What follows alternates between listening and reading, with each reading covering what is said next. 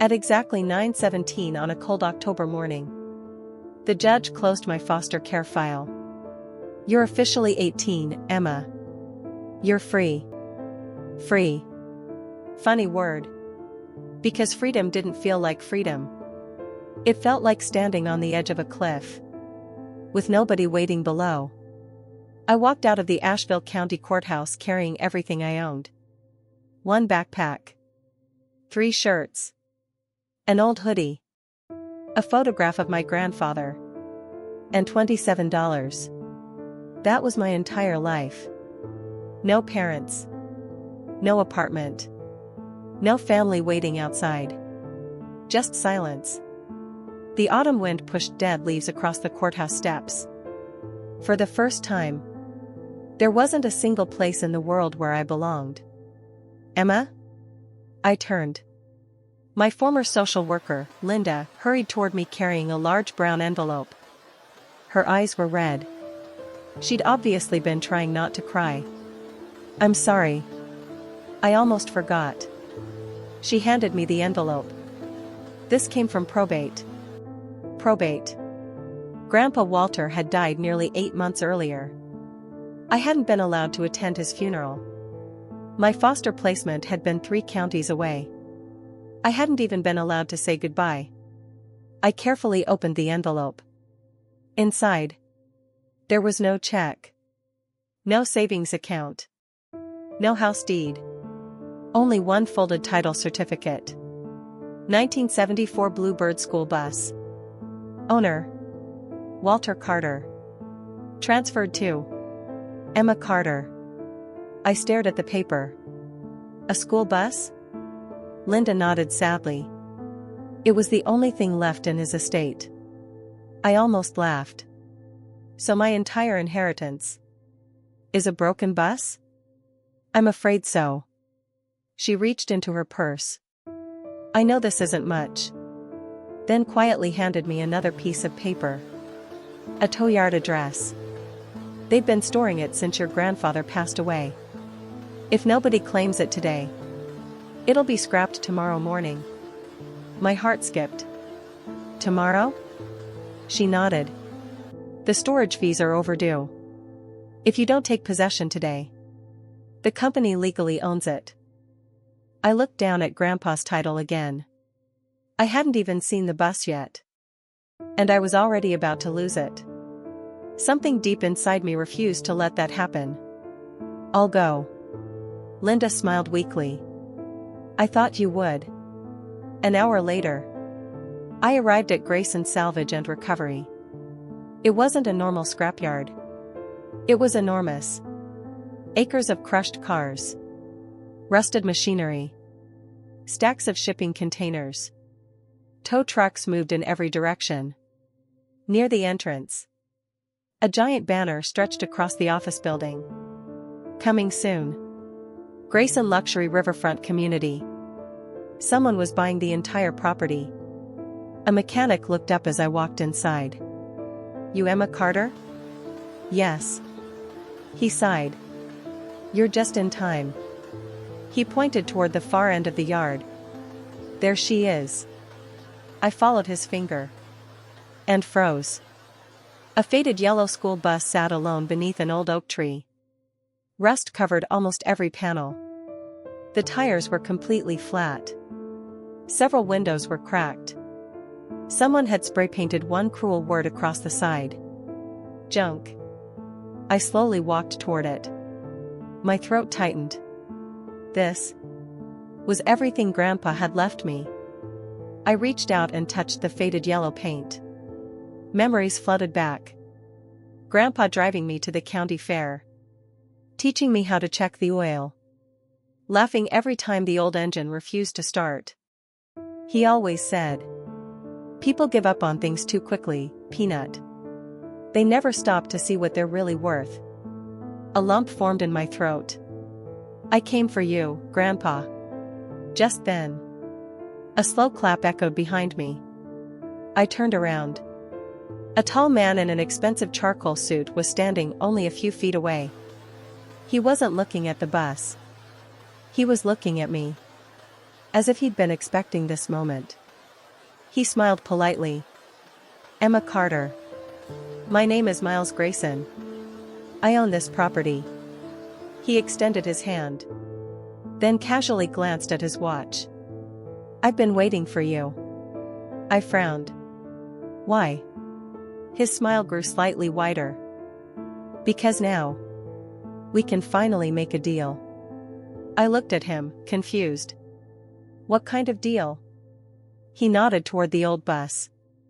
I'll give you $50,000. For that school bus. I stared at him, certain I'd heard him wrong. A bus that's about to be scrapped is worth $50,000 to you? Miles smiled again. You'd be surprised what some old things are really worth. For a moment, neither of us spoke. The scrapyard seemed to disappear around me. Only one question remained. Why would anyone pay $50,000 for a bus covered in rust? I looked at Miles. You're joking. He calmly shook his head. I never joke about business. He reached inside his suit jacket, pulled out a checkbook, and began writing. Within seconds, he tore out the check and held it toward me. Pay to the order of Emma Carter. $50,000. I stared at it. It looked real. Very real. I don't understand. It's simple. You sign the title over to me. You walk away with $50,000. No lawyers. No waiting. No headaches. I looked back at Grandpa's old bus. Then at the check. $50,000. I'd never seen that much money in my life. It could buy an apartment, food, clothes, a fresh start. Miles smiled. You've had a difficult life. I can see that. This solves your problems. The mechanic quietly walked away, leaving us alone. I looked down at the check again. Then remembered something Grandpa used to say whenever someone offered him an easy deal. If somebody wants something this badly, find out why. I folded my arms. Why do you want it? Miles didn't answer immediately. Instead, he smiled. Sentimental reasons. I raised an eyebrow. You knew my grandfather? A little. He was an interesting man. What kind of man offers $50,000 for a vehicle worth scrap metal? For the first time, his smile faded. It isn't the bus. It's the land. I looked around the scrapyard. What land? He pointed beyond the rows of wrecked cars. This entire property is being redeveloped. The old bus is sitting exactly where construction begins. I'd rather buy it than deal with moving it. It sounded reasonable. Maybe too reasonable. I glanced back at the faded bus. Something felt off. Grandpa had refused to sell it, even when he struggled financially. Now a stranger wanted it. Before I had even driven it. I slowly folded the check and handed it back. I'm sorry. I'm keeping Grandpa's bus. For the first time, Miles Grayson's expression changed. He looked disappointed. Almost as if he'd expected me to say yes. Then he quietly spoke 7 words. Words that made my heart stop. Walter knew you'd probably refuse anyway. I stared at him. What did you just say? Miles didn't seem surprised. Almost as if he hadn't meant to reveal that much. He slipped the check back into his pocket. Nothing. I think you heard me. No. I took a step closer. You said Grandpa knew I'd refuse. How could he know that? Miles glanced toward the old bus. Then quietly smiled. Walter Carter understood people. He always did. I folded my arms. So you knew him? A little. He was difficult. I almost laughed. No. He was honest. Miles didn't argue. Instead, he looked at the bus again. Honest people usually make life harder for businessmen. That sentence told me everything. Grandpa hadn't trusted this man. And this man clearly hadn't forgotten Grandpa. I looked back at the bus. If you don't want to sell, at least let me tow it away. Miles shook his head. It doesn't run. I know. I'll figure something out. He sighed. The storage bill is already over $8,000. I could waive it. But only if you sell me the bus. There it was. Another shortcut. Another reason to sign something quickly. It reminded me of Grandpa's favorite lesson. If someone keeps offering easy answers, you're probably asking the wrong question. I smiled politely. I'll pay the fees. His eyebrows lifted. With what money? I reached into my backpack. Counted everything I owned. $27. A few coins. That was all. Miles looked almost sympathetic. You can't save it. Take the money. Walk away. For one brief moment, I wanted to. Life would become so much easier. Then I looked through one of the cracked windows. Inside the driver's seat, Grandpa's old blue cap was still hanging on the hook behind the steering wheel. He'd left it there. Exactly the way he always did. Tears filled my eyes. I'm not abandoning the last thing Grandpa ever gave me. The mechanic who had greeted me earlier quietly walked over. He looked at Miles. Then at me. Finally, he spoke. Boss. I don't think she knows. Miles' expression hardened. Knows what? The mechanic hesitated. Then looked directly at me. Your grandfather spent 3 straight nights working underneath that bus. The week before he died. The entire scrapyard fell silent. I slowly turned back toward the rusted bus. What had Grandpa been doing? Underneath it? I looked at the mechanic. What do you mean? He rubbed the back of his neck. I wasn't supposed to say anything. Miles cut in immediately. Rick. That's enough. But Rick ignored him. He looked back at me. Your grandfather came here almost every evening. He always waited until everyone else went home. Then he'd crawl underneath that bus. 4 hours. I frowned. Fixing it? Rick slowly shook his head. No. He wasn't repairing anything. He was hiding something. Miles snapped. You don't know that. Rick looked him straight in the eyes. I know what I saw. The tension between them was impossible to miss. I turned back toward the bus. Grandpa had been underneath it. Just days before he died. Not repairing it. Doing something else. Something important. I walked around to the driver's side. The rust was worse here. The front tire had almost completely sunk into the dirt. I knelt beside the bus. A fresh layer of dried mud still clung to the frame underneath. It looked newer than the rest of the rust. Almost. As if someone had worked there recently. Rick crouched beside me. Your grandpa used this. He reached into his toolbox. Then handed me a small flashlight. I switched it on. The beam disappeared beneath the bus. At first, I saw nothing but rust. Old brake lines.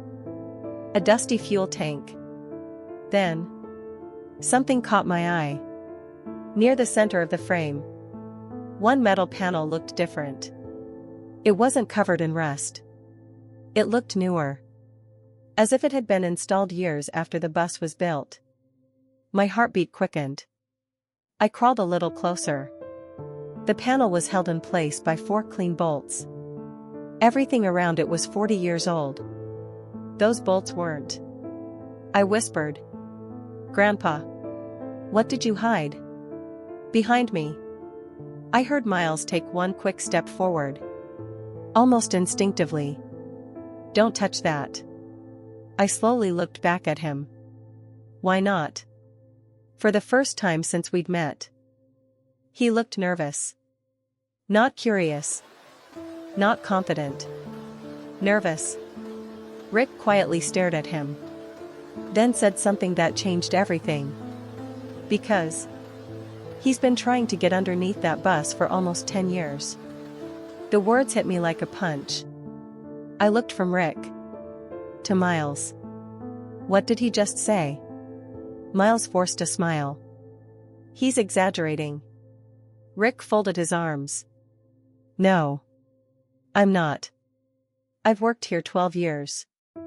And every few months, this man showed up asking the exact same question." He pointed at the bus. "Is Walter finally ready to sell it?" I slowly turned toward Miles. "You've been trying to buy Grandpa's bus for 10 years? He didn't answer. Rick did. Every single offer got bigger. 10,000. 25,000. Then 100,000. But Walter always refused. I couldn't understand it. Grandpa had struggled to pay bills. The roof leaked. The furnace barely worked. Yet he never sold this old bus. Why? I knelt beside the metal panel again. The 4 shiny bolts almost seemed to be calling my name. Rick handed me a wrench. "If you're going to find out, now's probably the time." I looked at Miles. "You seem awfully nervous." "I'm not nervous. I just don't think damaging private property is a good idea." I almost smiled. "My property." He didn't reply. I slid the wrench onto the first bolt. It was tight. Very tight. I pulled harder.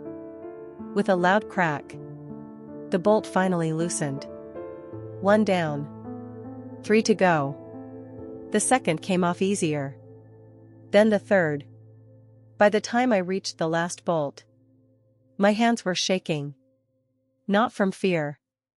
From anticipation. Whatever Grandpa had hidden, he protected it for years. The final bolt dropped into the dirt. I carefully gripped the edge of the metal panel. It didn't move. I pulled again. Still nothing. Rick stepped beside me. "It's probably sealed." Together, we pulled one more time. With a sharp metallic pop, the panel finally came loose. A wave of dust drifted into the air. I aimed the flashlight inside. There wasn't gold. There wasn't cash. There wasn't jewelry. Only a long waterproof metal tube. About 2 feet long. Both ends sealed tightly. Grandpa had hidden it inside the frame of the bus. Miles took an unconscious step forward. His eyes locked onto the tube. Almost as if he'd been searching for it his entire life. Then he quietly whispered, "There it is." I looked up at him. "You knew this was here." His face turned pale. He realized he'd just answered the question without saying another word. For several long seconds, nobody moved.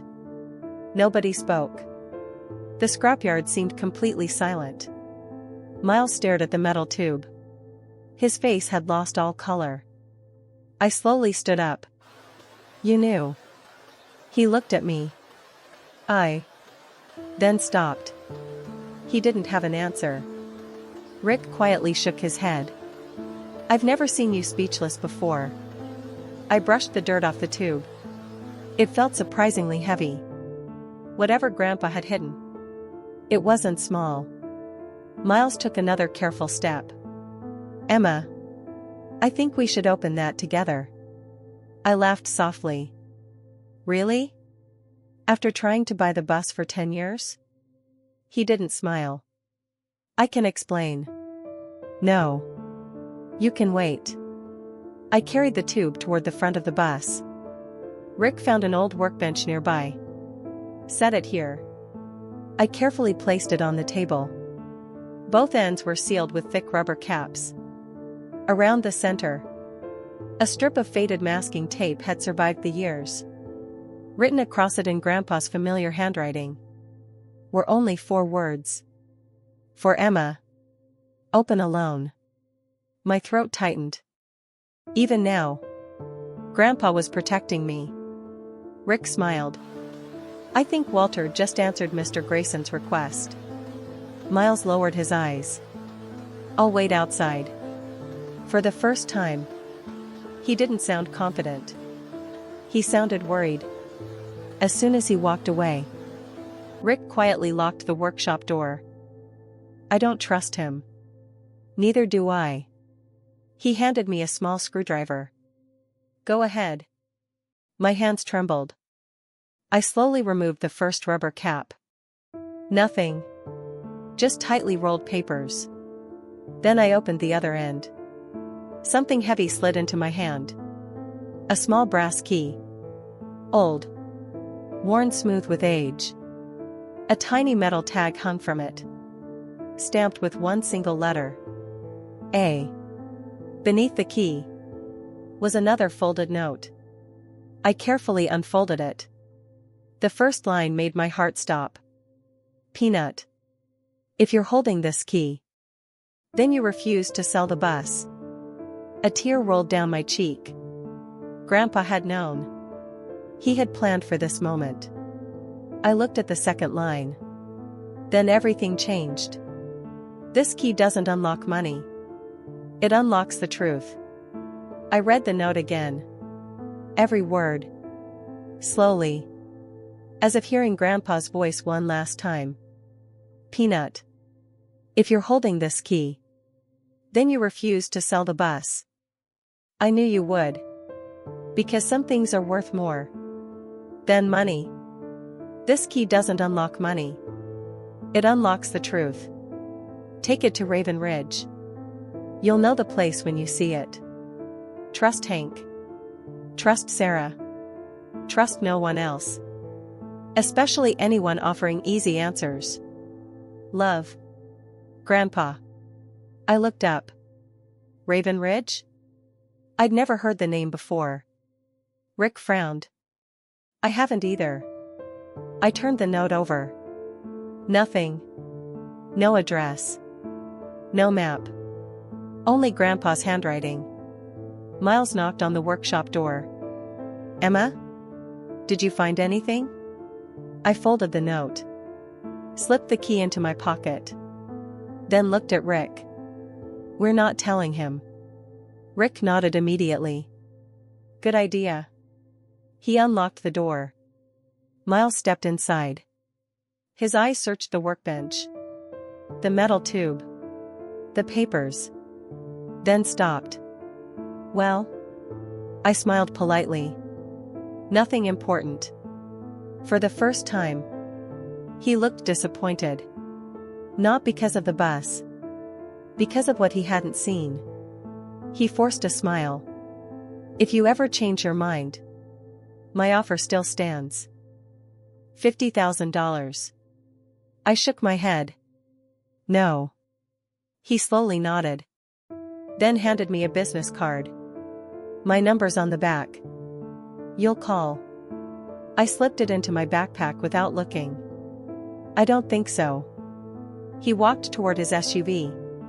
Before getting inside, he looked back one last time. Then quietly said, Walter spent 20 years protecting that secret. I hope you know what you're doing. He drove away. Rick watched until the SUV disappeared through the scrapyard gates. Then he turned to me. So, who's Hank? I looked down at Grandpa's note. I have no idea. But apparently, he's the first person Grandpa wanted me to find. Just then, I noticed something else. Tucked inside the metal tube, almost hidden beneath the rolled papers, was an old, faded photograph. 3 young men stood beside the very same school bus. One of them was Grandpa. The second wore a mechanic's uniform. The third Had a name stitched across his jacket. Hank. I picked up the photograph. The edges were faded. The colors almost gone. But Grandpa's smile was unmistakable. He looked 20 years younger. Standing proudly beside the old school bus. The man in the mechanic's uniform had grease on his hands. The name stitched across his shirt read, Hank. The third man wore a ranger's hat. All three of them were laughing. As if they'd just finished building something together. I turned the photo over. Grandpa had written only one sentence. The journey always starts with Hank. I looked at Rick. Do you know him? Rick stared at the picture for several seconds. Then his eyes widened. Wait. I think I do. You do? He nodded slowly. If it's the same Hank. He owns a repair shop about 40 miles north. Near Black Mountain. He retired years ago. My heartbeat quickened. Do you know how to find him? Rick walked into the office. A minute later. He returned carrying an old county map. He unfolded it across the hood of a pickup truck. Then pointed to a narrow mountain road. Right here. Hank Lawson's garage. I looked at the map. It wasn't far. Maybe an hour's drive. If the bus could move. I glanced toward Grandpa's old blue bird. Flat tires. Dead battery. Engine untouched for months. It wasn't going anywhere. Rick seemed to read my mind. You planning to drive it? I smiled. I was hoping. He laughed. Not today. But. He reached into his pocket. I've got a tow truck. I looked at him in surprise. You'd do that for me? He shrugged. Walter helped my dad years ago. He never asked for anything back. Feels like it's my turn. Before I could thank him. A loud engine echoed across the scrapyard. We both turned. Miles Grayson's black SUV had stopped just outside the entrance. He wasn't getting out. He was simply watching us. Watching the bus. Watching me. Rick frowned. He came back. I followed Miles' gaze. He wasn't looking at Grandpa's bus anymore. He was looking at the small brass key. Still resting in my hand. My heart skipped. He knew. Somehow. He knew I'd found something. And for the first time, I realized this was never about an old school bus. It was about whatever that tiny brass key opened. Rick didn't waste another minute. He climbed into the tow truck. If we're leaving, we leave now. I nodded. Together. We carefully hooked Grandpa's old bus to the tow truck. The rusted chains rattled as the heavy vehicle slowly rolled forward. I looked once toward the scrapyard office. Miles Grayson was still sitting inside his SUV. Watching. Waiting. As if he didn't intend to lose sight of us again. The mountain roads twisted through thick forests. For nearly an hour. Neither Rick nor I spoke much. I kept turning Grandpa's brass key over in my hand. The tiny letter A caught the sunlight every few minutes. Finally. I asked. Who exactly is Hank Lawson? Rick smiled. Best mechanic I ever met. He and your grandpa were inseparable. They built half the buses around this county together. So why did Grandpa never tell me about him? Rick shrugged. I honestly don't know. But if Walter trusted someone enough to put their name in that letter, I'd trust them too. The words gave me hope. Maybe. For the first time since aging out of foster care, I wasn't completely alone. Late that afternoon, we turned onto a narrow gravel road. A weathered wooden sign stood beside it. Lawson Garage. Since 1978. The building looked almost abandoned. Old pickup trucks sat outside. Rusted engines lined the fence. A faded American flag fluttered gently above the front porch. Rick smiled. "We're here." Before I could step out, the garage door slowly opened. An older man emerged. Gray beard. Oil-stained overalls. Strong hands. Sharp eyes. He looked directly at the old school bus. Then, at me. For several long seconds. He didn't say a single word. Finally, his eyes filled with tears. He whispered, "Well, I'll be. Peanut. You finally made it." I froze. Only Grandpa had ever called me that. I slowly reached into my pocket. Pulled out the brass key. The old mechanic smiled through his tears. Then quietly spoke the sentence Grandpa had written months before. "Looks like Walter's plan is finally beginning." For a moment, I couldn't speak.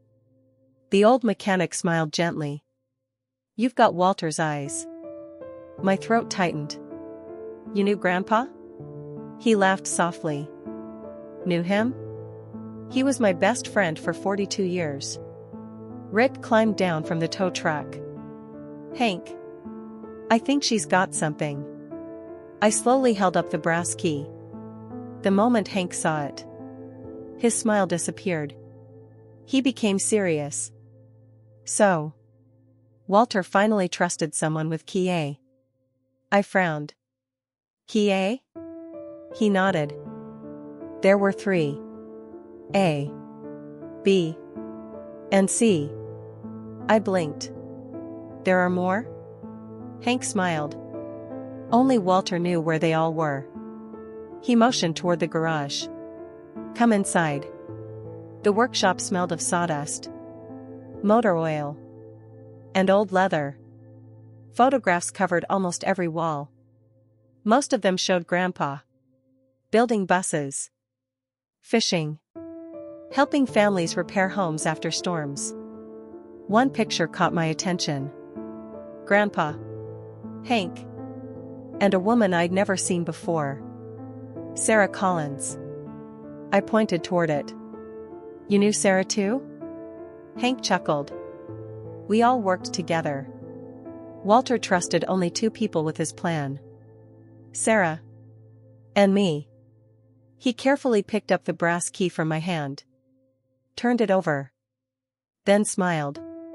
"He engraved this himself. What does it open?"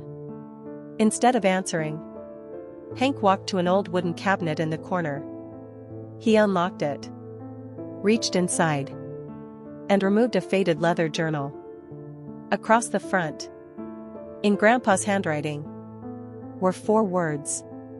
Project Second Chance. My heartbeat quickened. "I've never heard of that." "I know." Hank gently placed the journal on the table. "Because Walter never wanted anyone to hear about it. Until you were ready."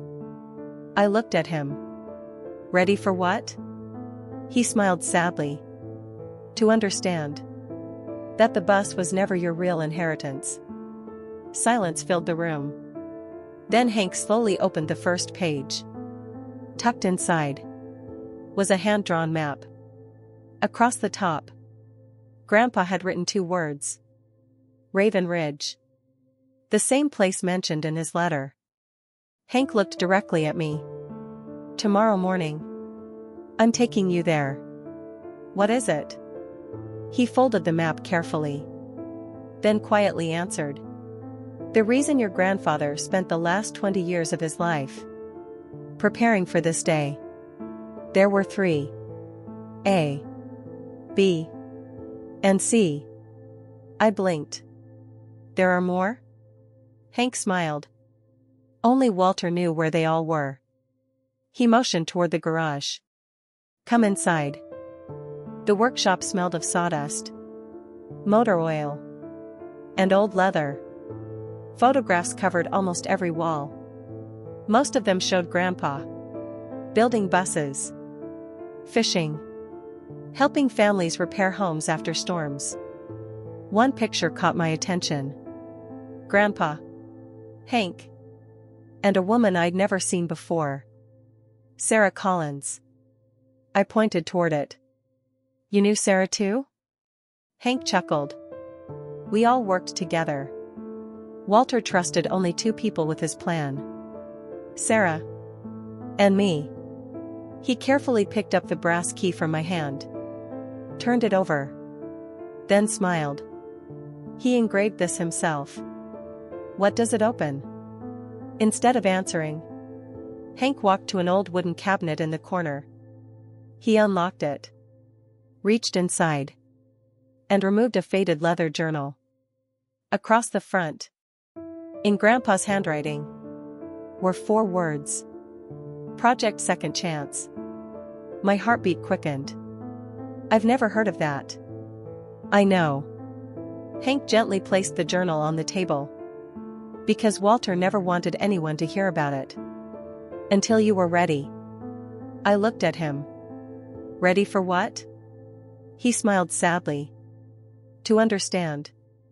That the bus was never your real inheritance. Silence filled the room. Then Hank slowly opened the first page.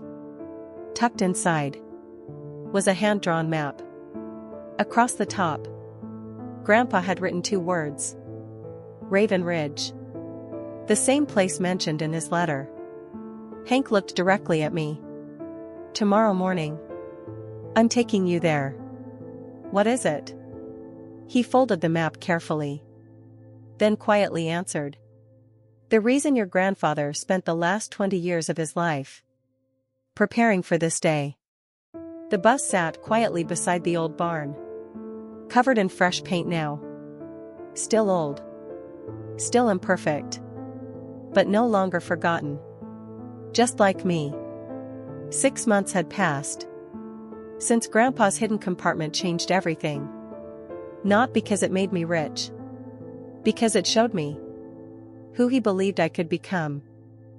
The Scholarship Foundation was already helping 12 teenagers. Every one of them had aged out of foster care. Every one of them had been told their future was already decided. Just like I had. One Saturday morning, Mrs. Eleanor called. You should come to the bus. I smiled. Another surprise? She laughed. I think this one's from the town. When I arrived, a small crowd stood around the bus. Mayor Collins stepped forward. Emma. We wanted to thank you. He handed me a framed certificate. Below it, a bronze plaque. It read, The Harrison Hope Bus. A reminder that one person's kindness can change generations. I looked at the bus. And quietly laughed. Grandpa would have hated the attention. He always said, if you do something good, you don't need applause. Later that afternoon, I climbed into the driver's seat. Exactly where Grandpa used to sit. The steering wheel still felt warm beneath my hands. I opened the glove compartment. Inside was the old photograph. Me. 8 years old. Covered in grease.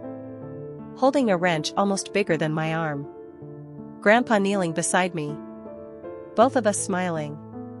I turned the photo over. I had read his handwriting dozens of times. But somehow, it meant even more now. The strongest people aren't the ones who inherit the most. They're the ones who build hope for someone else. I smiled through tears. You were right, Grandpa. That evening, a teenage girl named Lily arrived at the foundation.